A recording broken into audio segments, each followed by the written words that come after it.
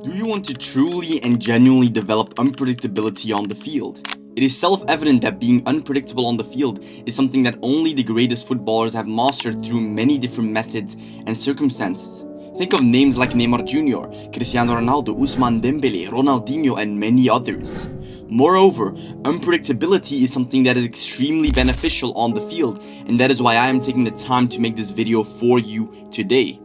Brothers, don't forget to like and subscribe so I can continue making these videos for you guys. Now, let's get back to brass tacks. Before I tell you how to become unpredictable as a footballer, we first need to understand what unpredictability actually means. Now, the word unpredictable means something or someone that cannot be easily predicted, expected, or known in advance. So in football, unpredictability is the ability to make decisions, movements, or actions that your opponent cannot easily read or anticipate. It means creating doubt in the defender's mind. They don't know if you're going to go left or right, slow down or accelerate, pass or shoot. The more possibilities you have, the harder you become to defend. Now that we understand what unpredictability means, let's get into the practical side of this video. Now, there are 4 main methods that can help you develop this ability and become a player that defenders struggle to read. And the first method is method number 1, small-sided games. The best way to become unpredictable is to practice real game scenarios, and the best way to do that is by playing small-sided games. And this is exactly what players like Neymar, Ronaldinho, and many other great footballers did when they were younger. Endless small-sided games where they were forced to think, adapt, and create solutions all by themselves. Because to truly become unpredictable, you need to understand your opponents. You need to understand what makes a defender react, what movements make them commit, and what weaknesses can you exploit as a player. This ability to read defenders is something that many people do not talk about. The only thing people actually talk about is how defenders can read attackers, but never the opposite. But we all know that elite attackers develop it through thousands and thousands of real situations. And that's why small-sided games are so important, because every situation is different. You cannot memorize the answer, you have to create it yourself. But become fearless, can we do cone drills? Well, the answer is no. Cone drills do not work for developing unpredictability. Cone drills teach you to repeat a movement that has already been decided. But football is not about performing a memorized move against an object that does not react. A real defender moves, adapts, and tries to stop you. A cone does not. So to become truly unpredictable, you need to practice against real opponents and real players. Method number 2, weak foot development. A lot of you players watching this are probably midfielders or attackers, and if you want to become unpredictable, you need a weak foot that you can actually use. You need to be able to shoot, pass, and control the ball with both feet. And former Ballon d'Or winner Ousmane Dembele is a perfect example to analyze. He can dribble with one foot, shoot with the other, and then do exactly the opposite in another situation. And that is what makes him so difficult to defend. A defender cannot simply force him onto one side because both feet are a threat, and that is why developing your weak foot is a must.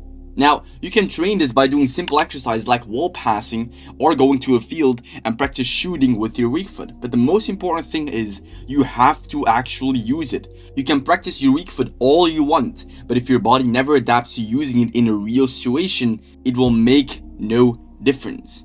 So you need to use it during trainings, during games, and especially when playing with your friends. Because the only way your weak foot becomes natural is by forcing yourself to do it until it becomes an instinct. Method number 3, change of rhythm. Now, this is something that is harder to achieve, but also comes hand in hand with playing small-sided games. Now, MK, what do you mean by changing your rhythm? Well, it's actually very simple. Changing your rhythm means knowing when to slow down and when to actually explode.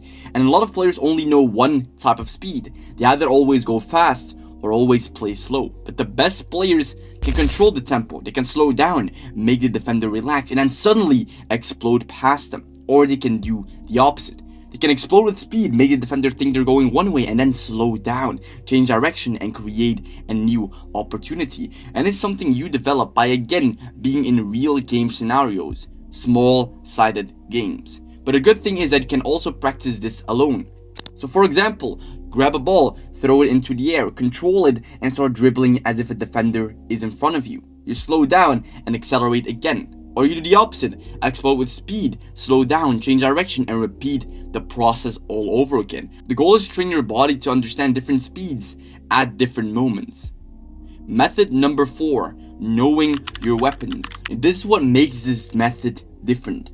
All of the previous 3 methods, playing small-sided games, developing your weak foot, and changing your rhythm, can only truly be effective if you possess method number 4, and that is knowing your weapons. Every great footballer has something that makes them dangerous. Neymar has his dribbling and creativity. Dembele has his ability to use both feet and change direction at any moment. Or Cristiano Ronaldo has his explosiveness, movement, and finishing. They all have different weapons, but the goal is not to copy someone else. The goal is to understand what makes you truly dangerous, and this connects to something I already talked about in another video. The puzzle method. Every player has different puzzle pieces, different abilities that make their game. For example, my puzzle pieces are simple. Puzzle piece number 1 is receiving the ball in a dangerous position. Puzzle piece number 2 is most of the time dribbling towards the player and cutting inside. And puzzle piece number 3 is finishing in the far corner. Those puzzle pieces together create my weapon. So how do you discover your own weapons? Very simple. You do it through reverse engineering your games. After you play a match, go home and think about what happened. Think about the moments where you were successful. Ask yourself, how did I create that opportunity? Did I receive the ball at my feet? Did I use my speed? Did I beat the defender with movement? Or did I create space with my positioning? You need to analyze your own game and discover the patterns behind your success. Because once you understand your weapons, you can start improving them. And only when you truly know your weapons, you can use them in a different way and become unpredictable. So, brothers, this was the video. If you enjoyed it, make sure to like and subscribe so I can continue making these videos overnight. My Discord Brotherhood link is in the description if you want to join the community. I hope this video helped you. I'm rooting for all of you. Peace!